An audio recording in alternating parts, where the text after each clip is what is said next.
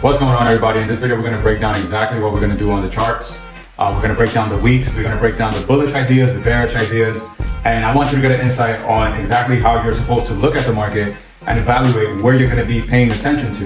We have FOMC coming up this week, so sometimes you can expect to chop right before FOMC, but lately we've been seeing moves right before FOMC. So honestly, 9 out of 10 times when you have a bullish idea and you have everything stacked in your favor, it doesn't really matter what FOMC does.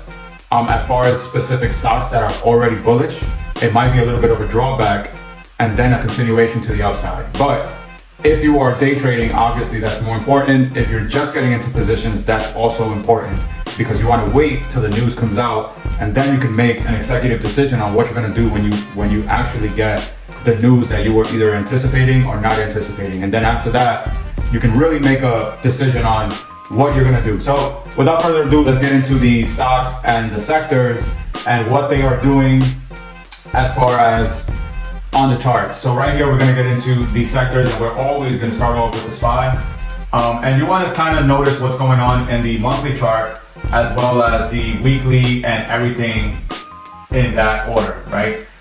So from largest to smallest, we're going to start off with the month here. And as you can see, these were the previous highs at 479. We are currently at the real resistance that's actually over here at 465, right? So we have an inside week, which means that there's consolidation going on, and we really can't just say that we are bearish, because if we look at this is clearly an uptrend, right? If we draw a trend line like this, then you can clearly see that we are in an uptrend. Now, it's important that you recognize this monthly chart for one reason and one reason only. There's three phases to the stock market, right? There's the larger trend, there's the medium trend, and then there's the smaller trend. So right here, we can clearly see that we are going up, right, on the biggest trend. So the secondary trend is the one that kind of goes against the bigger trend. So that's something that could be happening right now. We could be switching to a secondary trend that's basically going to retrace to this bigger trend here, right? So you have the primary trend that's going up, the secondary trend that's going to go against it, and then the minor trends that happen in between it. So now that I've drawn this trend line, you can clearly see this trend line going up here, and we're asking ourselves, are these moving averages going to hold that support, or are we going to actually retrace all the way down to this trend line that we just drew, which is the primary trend? So this is something to keep in mind when you are day trading, swing trading, and all of the above, because this is going to let you know that the market is possibly having a pause in this primary trend uptrend. So think about it this way: there is a giant trend that's going up, but eventually it has to pause and come back to that major uptrend, and that's what we might be seeing right now. It is relative for us to assume that we have to continue going up based on the prior price action that we've been seeing here, right? So now we have 2 weeks of selling, 1 month of selling, but generally speaking, we want to see confirmation after these 2 weeks, right? So 2 weeks is generally a good rule of thumb to let you know where the market is trending. So right now we're looking at support here, right, at the 9 moving average on the weekly, which ends up at this 442 area, right? And if we look on the daily, this was actually previous resistance, 442 all the way up to 444, which we had mentioned in the community. 444 was the level that we were looking at. And now you're seeing a little bit of buying at that 444 level. So this is significant. So now you want to go in and actually draw a price line, a horizontal line, however you want to call it, right at this 443 level, because we know that from 444 to 442, it's important. So this is a key level right now that we have to pay attention to in the market, in the SPY, and everything that we're looking at. So this week was basically a back and forth inside of a chop fest. So in the community, we talk about this is the sideways action, and you need to have less conviction in the market because it's actually trending sideways on the smaller time frame. So when you are trending sideways, there's no actual direction that's going on. It's basically trying to choose what's going to happen next. So you have a structured way of recognizing that, and knowing, are we going sideways, are we going up, or is it reversing, right? So right here we called out that we've been reversing and slashed sideways. So that means that we're not quite really bullish, and you need to scale back and recognize what's going on. And once the market chooses a direction, that's when you can start getting heavy again. So going back to the support that we have here, we have this retracement back to this previous resistance, now support, right? So we had a breakout and now a retest, also lining up with the weekly 9-period moving average. So that means that we want this level to hold. So on the charts, on the daily, we want to be able to identify if we start trending higher again by looking at the candlestick price action along with the volume. So looking at this volume here, we had heavier volume on the sell side as opposed to the buy side here. So I would have liked to see more volume on this green candle. Let's see if tomorrow we get the volume that we were looking for.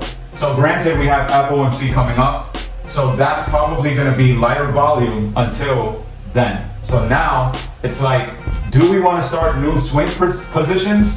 That's probably not a good idea with FOMC coming up.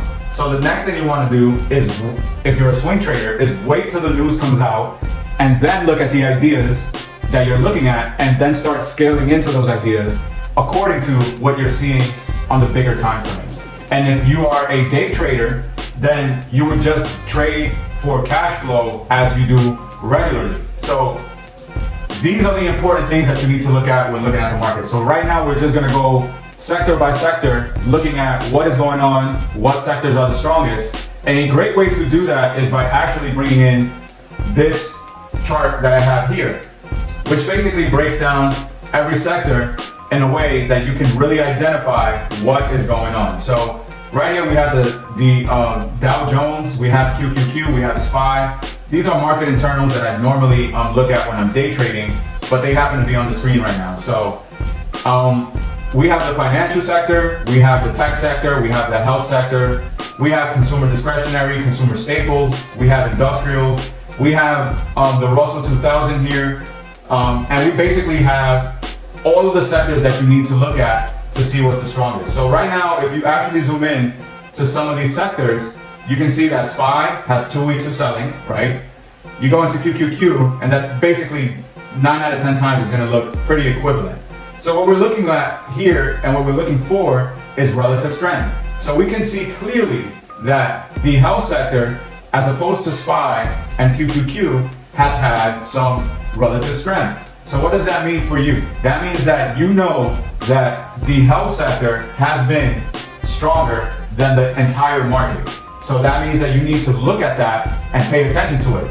What else has been strong like the market, other than the market, right? So we're looking at the energy sector. Energy sector looks like it wants to break out of here, right? We have this little bit of a downtrend, and we've been trending up for the last 5 to 6 weeks. Now we see that this week we had relative strength now coming up to resistance. So we want to see if we're actually going to get follow through. So you might want to set alerts here at a little bit before the resistance at 89 and say, okay, if we trend above 89, I know that we have potential breakout in that sector, and I want to start looking at ideas such as XOM, Oxy, Hess. These are tickers that are in that sector, right? CVX, BP. These are all sector strong tickers that are in a sector that's stronger than the market, right? So these are some of the things that you need to look at when combining sector rotation, relative strength, price action, and the SPY, right? So we know by looking at all of these that energy and health were the strongest. Another way that you can actually take a look at that is by just going into your software, your search engine, and going to finviz.com, right? Something simple like that. So if I go to Finviz, and I'm going to bring this into the screen here. If I go to Finviz, and I simply just go to groups, I click on groups, and I'm going to look at the week's performance, also at the month's performance. So we just saw in the charts that energy and healthcare was the strongest this week. We also see that conclusion here on Finviz when you go to groups. if you go to the monthly, you can also see that energy and healthcare was the strongest. Now, you can go to Finviz and just click on that sector, and you can dibble and dabble through here. You can label them by the ones that have the most volume. This is a great way to actually simplify what you're looking at and just go by volume, see which ones had the most volume, where is the most attention and money actually going. So you can just break it down that way, or you can have your thinkorswim set up in a way that's going to allow you to actually break down the sectors exactly how I'm showing you here, right? So now that you have that set up on the Finviz, you can just put it in descending order to give you the ones with the most volume, right? So if you want to label these by volume, you can just go here and click on, let me see, for some reason it doesn't want to click. But you can label these from ones with the most volume to the least volume.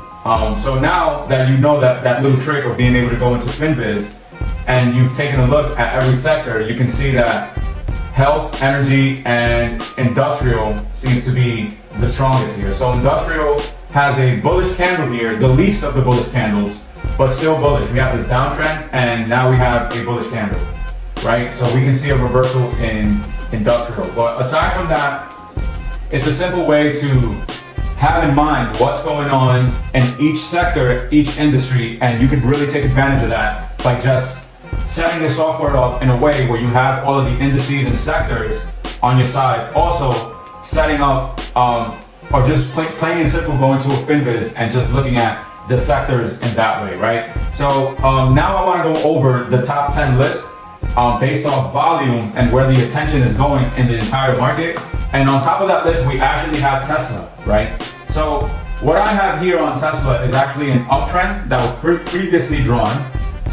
And in this uptrend, we had a breakdown around here back in April of 2022, right? And obviously this downtrend continued all the way up until May of 2023, okay? And now we have this breakout, and possibly we're getting a little bit of a retest here. So if I look at this monthly chart and I say, okay, what is Tesla doing?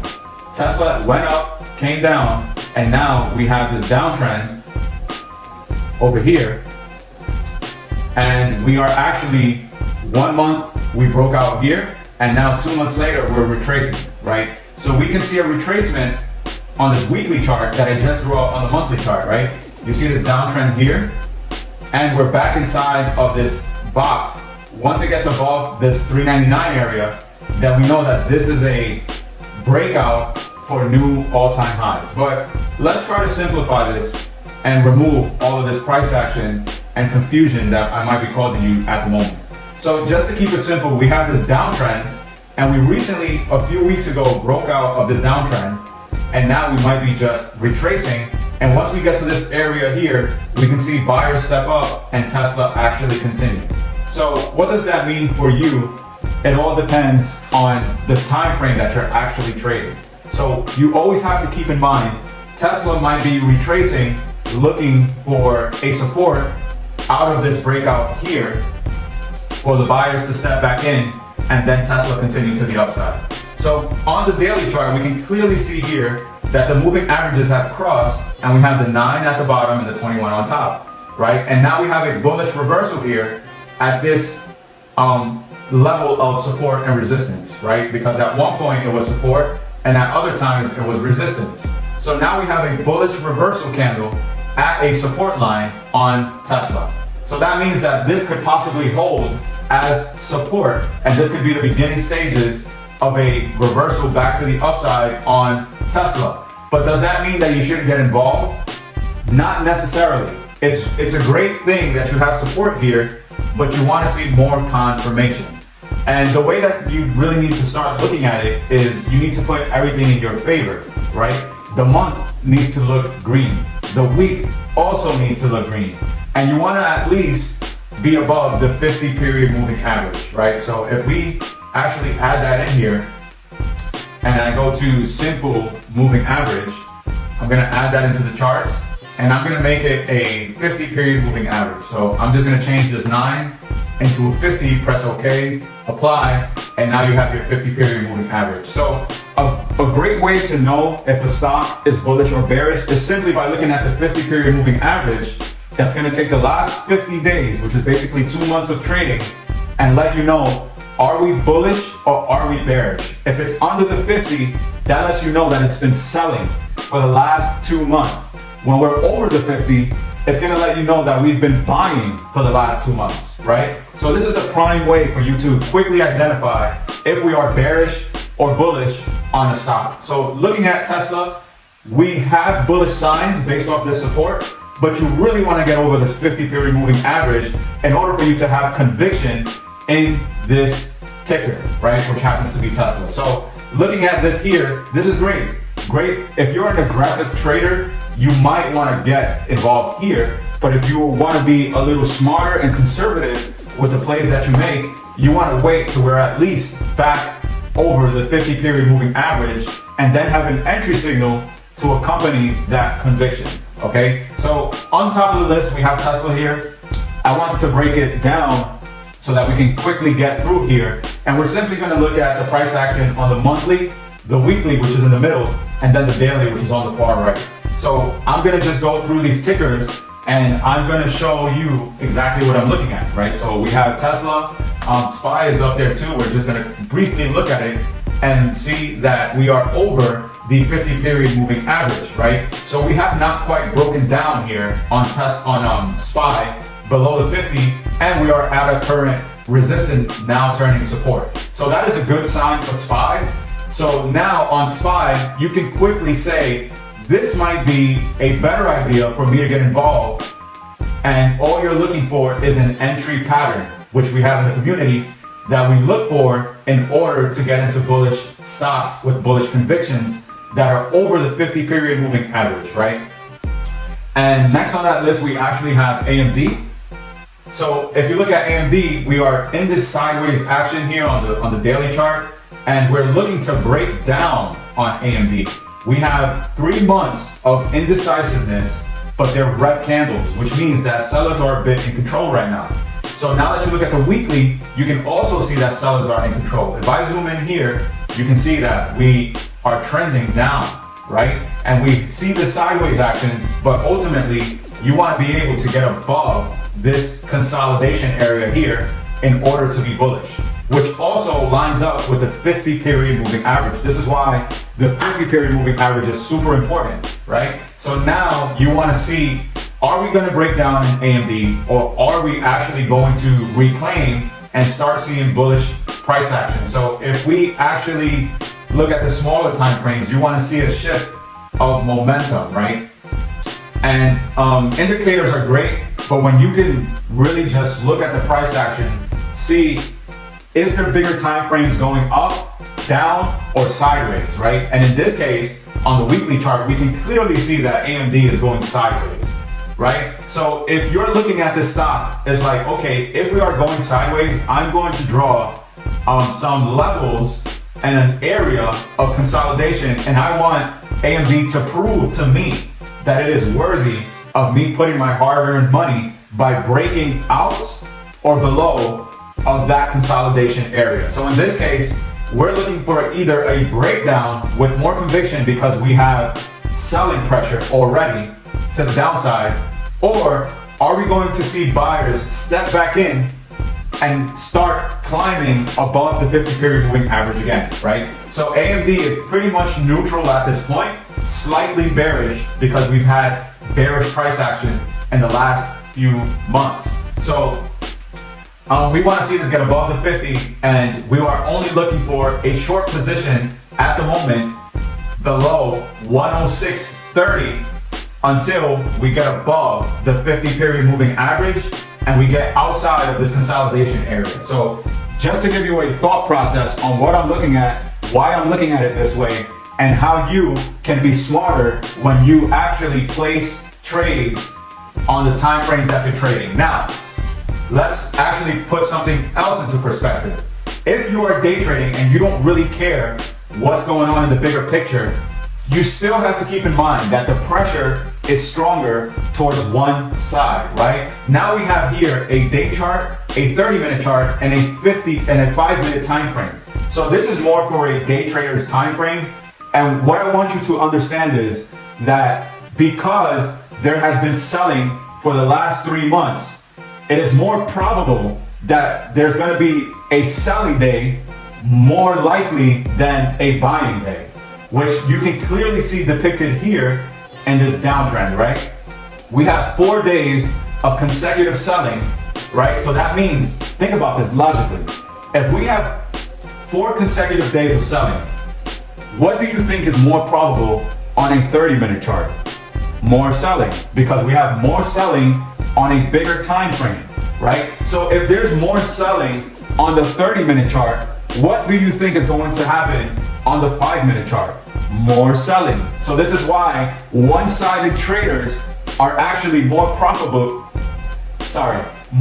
One-sided traders are actually more profitable in the history of trading. And that's because they understand bullish and bearish pressure, and they align themselves with the side that has the most bullish or bearish pressure. And they learn to stay away from stocks that are neutral. So if your gears are going right now, that's good, because now you're starting to understand why some stocks are best to stay away from, why some stocks you only trade to the bullish side, and why some stocks you only trade to the bearish side. I promise you that if you do the things that I just explained to you, you're going to be a much more successful trader, right? Because you're not guessing anymore. You're just putting probability on your side. So I'm just gonna go over a couple more bullish and bearish ideas, and I'm gonna get specific now with what areas of the market have the most probability at this very moment.